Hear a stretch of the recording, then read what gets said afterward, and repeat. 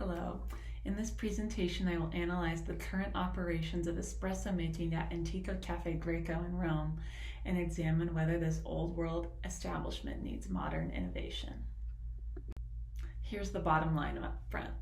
Based on a quantitative and qualitative analysis of the current methods, I recommend the number of baristas, pooling of queues, and the espresso machines remain the same.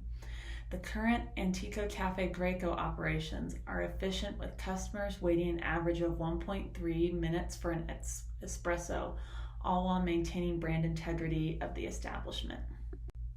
I will explain how I came to this conclusion by exploring the following aspects of the espresso making operations by using combinations of queuing analysis and simulations.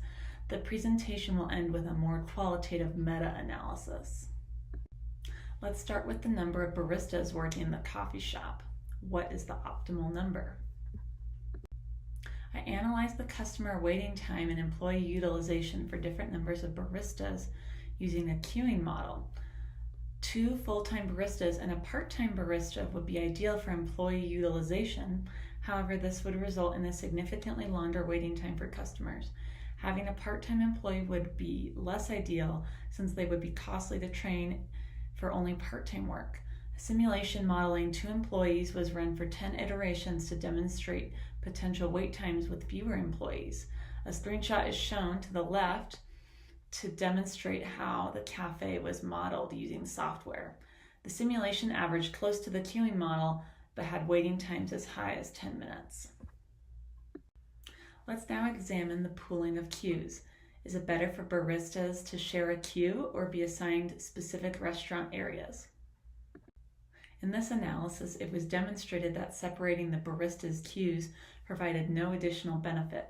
Based on queuing models, customers would end up waiting about 2 minutes for their espresso if baristas were assigned specific sections of the restaurant. The simulation also yielded similar results as seen in the bar graph. The red and yellow bars are simulation runs with pooling, while the green and blue bars are runs with no pooling of customers. One of the more challenging aspects of the espresso operations to analyze was the training of baristas. Is Antico Caffè Greco getting a return on their investment in their employees? The mixology training was considered qualitatively. The training adds value to customers, employees, and ACG. It adds to the quality of the customer experience and improves customer service. It increases employee satisfaction, and it builds up the reputation of ACG as having superior baristas. Even if baristas are becoming more marketable after the training, their skills will elevate the coffee establishment community of Rome, which could benefit ACG in the long run.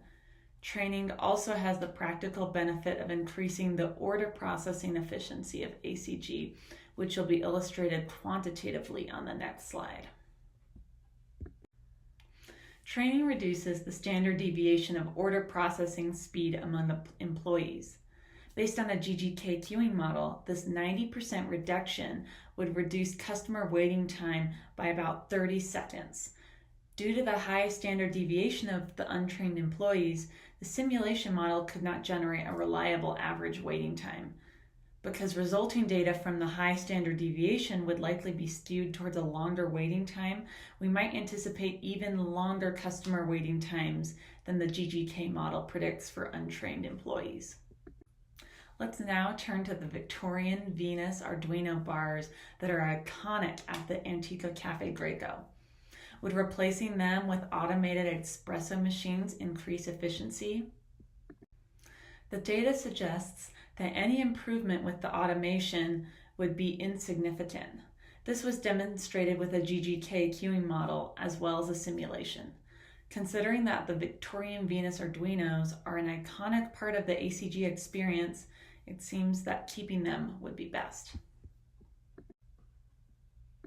We've now arrived at the meta-analysis of our discussion. From a simply quantitative perspective, it may seem like the most profitable move would be to not pay for the mixology training and to just purchase automated espresso machines that make up for the variability in untrained baristas. While this may help ACG in the short run, it would likely hurt their business in the long run. The reality is that psychology matters in terms of customer value. What makes this establishment unique is an experience that is rich with culture, history, and luxury. Compromising the service or fine details at ACG would alter its 264-year-old brand. We've discussed several aspects of the Antico Caffè Greco espresso making operations.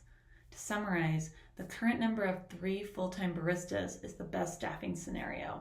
This optimizes the amount of time it takes for customers to wait, as well as optimizing the utilization of employees. The current pooling of queues is operationally efficient. Training is expensive but creates efficiency as well as added value for customers, employees, and ACG. Automatic espresso machines would make insignificant operational improvements while taking away from the customer experience. And the current Antico Caffè Greco operations are efficient while maintaining brand integrity of the establishment that customers value. I hope this presentation was insightful. Thank you for watching.